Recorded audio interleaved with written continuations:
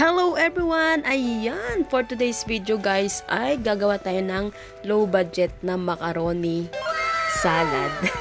But it's not look like macaroni salad kasi low budget nga siya eh. So ayan, nagpa-boiled ako ng pasta. Yan. So antayin lang natin siyang lumambot yan guys.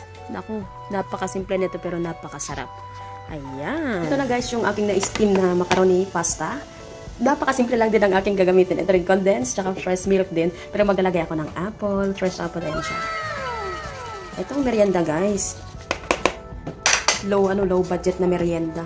Yan, apple. Lagyan natin ng fresh apple. Tapos lalagyan natin ng fresh milk.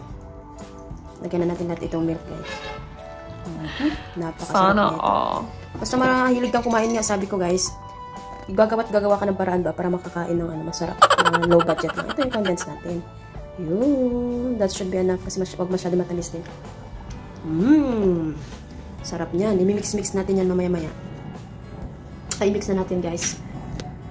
Mix natin. Tapos ipapalamig natin sa freezer. Tapos panghimagas, pag ikay, pagkatapos kumain, ganun. O, diba? Low budget but it's so yummy. Yun.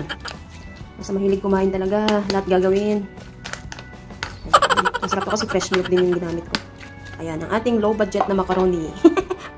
Ayan, thank you for watching guys. Let's merienda mamaya. Mag-merienda tayo mamaya. Yummy yummy.